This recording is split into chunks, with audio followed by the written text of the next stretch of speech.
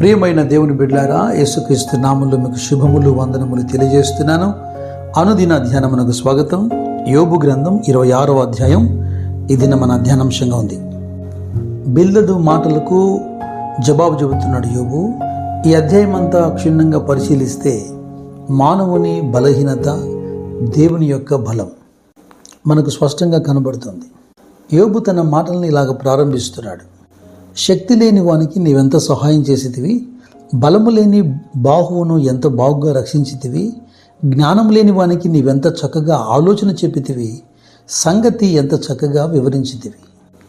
దేనికి పనికిరాని స్వనీతి మీద ఆధారపడిన ఎదుటివారిని గాయాల్ని రేపేటుగా ఉన్నటువంటి స్నేహితుల మాటలతో విసిగిపోయినటువంటి యోబు అంటున్నాడు, మీ మాటలన్నీ నిష్ప్రయోజనం.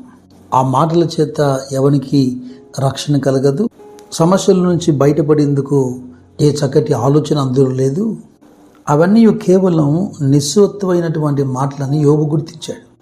యోబు స్నేహితుల మాటలు మనం వింటున్నప్పుడు వారి తాత్పర్యం ఏంటంటే, యోబు కంటే తమకే ఎక్కువగా తెలిసినట్టుగా మాట్లాడుతూ వచ్చారు.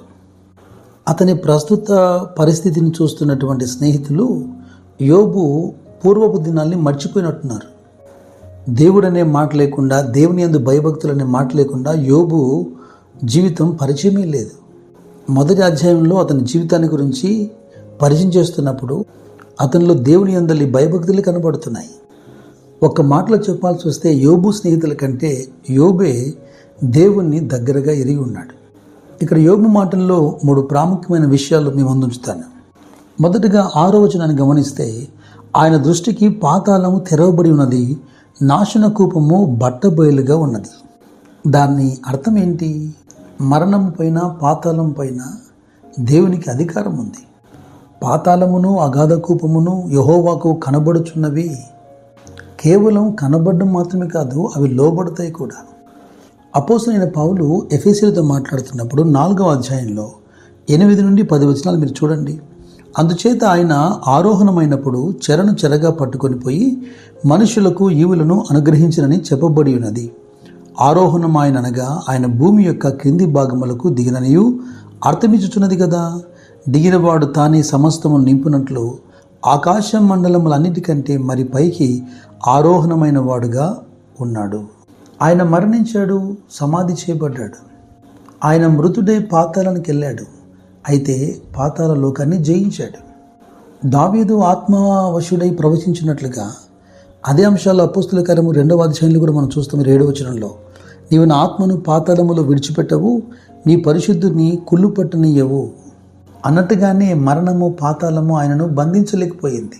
మరణం పైన తనకు అధికారం ఉందనే పునరుత్థాన్ని జ్ఞాపకం చేస్తూ ఆయన పరిచర్యలో భాగంగా యోహాను సువార్త 11:43లో తాను ప్రేమించిన మరణించినటువంటి లాజరును 3వ దినాన ఆయన సజీవునిగా లేవనెత్తలేదా? అందుకే పాతాళం ఆయన ఎదుట తెరవబడి ఉంది అని రాయబడింది. ఇక యోబు మాటల్లో 2వ అంశం ఏంటంటే గాడ్స్ క్రియేషన్. మొదటిది గాడ్స్ పవర్ అయితే, రెండవది గాడ్స్ క్రియేషన్. యోబు గ్రంథం 26వ అధ్యాయంలో 7 నుండి 10 వచనాలు మీరు గమనించండి. శూన్యమండలం పైన ఉత్తర దిక్కునున్న ఆకాశ విశాలమును ఆయన పరిచెను, శూన్యం పైన భూమిని వేలాడ చేసెను, వాటి క్రింద మేఘములు చినిగిపోకుండా ఆయన తన మేఘములలో నీళ్లను బంధించెను, దాని మీద మేఘమును వ్యాపింపజేసి ఆయన తన సింహాసనపు కాంతిని మరుగుపరచెను. వెలుగు చీకట్ల సరిహద్దుల వరకు ఆయన జలములకు హద్దు నియమించెను. ఇది కేవలం ఆయన యొక్క సృష్టి మాత్రమే కాదు, కానీ ఆ సృష్టి యావత్తు పైన ఆయనకున్నటువంటి సర్వాధికారాన్ని సూచిస్తుంది. యెషయా 48:13 కూడా అంటాడు, నా హస్తము భూమికి పునాది వేసెను, నా కుడి చెయ్యి ఆకాశ వైశాల్యములను వ్యాపింపజేసెను, నేను వాటిని పిలువగా ఒకటి తప్పకుండా అవన్నీ నిలుచును. ఆయన చేతులే భూమికి పునాది వేశాయని, ఆయన భూమికి పునాది వేస్తుండగా జరుగుతున్నటువంటి కార్యక్రమాన్ని చూసి ఉదయ నక్షత్రములు ఏకముగా పాడినప్పుడు, దేవదూతలు అందరూ ఆనందించి జయధ్వనులు చేసినప్పుడు నీవెక్కడ ఉంటివి అని యోబును దేవుడు ప్రశ్నిస్తాడు.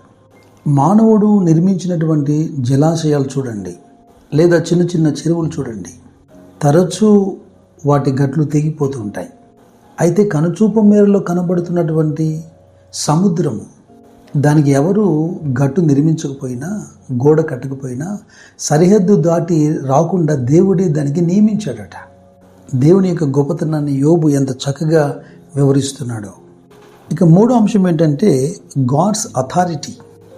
మీరు యోబు 26లో 12-13 వచనాలు గమనించండి. తన 11వ వచనం కూడా, ఆయన గద్దింపగా ఆకాశ విశాల స్తంభములు విస్మయముంది అదరును, తన బలము వలన ఆయన సముద్రమును రేపును, తన వివేకము వలన రాహాబును పగలుగొట్టును.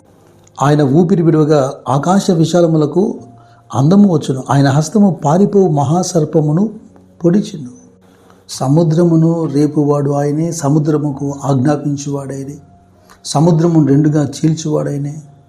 నిర్గమకాండములో 14వ అధ్యాయంలో 21వ వచనంలో మోషేకు దేవుడు ఆజ్ఞాపించగా మోషే ఎర్ర సముద్రం వైపు తన చేయెత్తినప్పుడు సముద్రము 2 పాయలుగా అవ్వలేదా? ఆయనే వాటిని కలగజేశాడు కనుక, వాటికి సృష్టికర్త ఆయనే గనక సృష్టి యావత్తు ఆయన మాటకు లోబడుతుంది. యెషయా 51:15లో కూడా అంటాడు, నేనే యెహోవాను, సముద్రం యొక్క కెరటములు ఘోషించినట్లు దాని రేపువాడుని నేనే అంటాడు.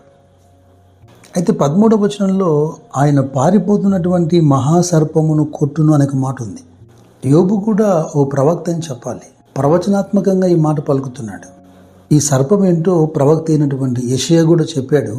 27వ అధ్యాయం 1వ వచనంలో, ఆ దినమున యెహోవా గట్టిదై గొప్పదై బలమైన తన ఖడ్గము పట్టుకొనును, తీవ్ర సర్పమైన మకరమును వంకర సర్పమైన మకరమును ఆయన దండించును, సముద్రం మీదనున్న మకరమును సంహరించును. ఆ సర్పము యొక్క అంతము ప్రకటన గ్రంథం 12వ అధ్యాయంలో మనకు కనబడుతుంది. 7-9 వచనాల్లో మికాయేలును అతని దూతలను ఆ ఘటసర్పముతో యుద్ధము చేయవలని ఉండగా ఆ ఘటసర్పమును దాని దూతలు యుద్ధం చేసిరి, కానీ గెలవలేకపోయేది గనక పరలోకమందు వారికి స్థలము లేకపోయాను. కాగా సర్వలోకమును మోసపుచ్చుచు అపవాది అనియు సాతాననియు పేరు గల ఆది సర్పమైన ఆ మహాఘట సర్పము పడద్రోయబడెను. దేవునికి స్తోత్రం, హల్లెలూయా.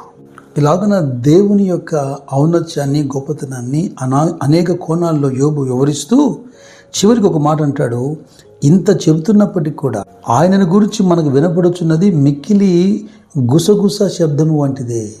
అలాగైన ఎడల గర్జన చేయు ఆయన మహాబలం ఎంతైనది నరుడు ఎలా గ్రహించగలుగుతాడు? బలము తనదని దేవుడు ఒకమారు సెలవిస్తున్నాడు, 2 మార్లు ఆ మాట నాకు వినపడెను. దేవుడి మాటలు ఉన్న వినికిడిలో దీవించును గాక. God bless you.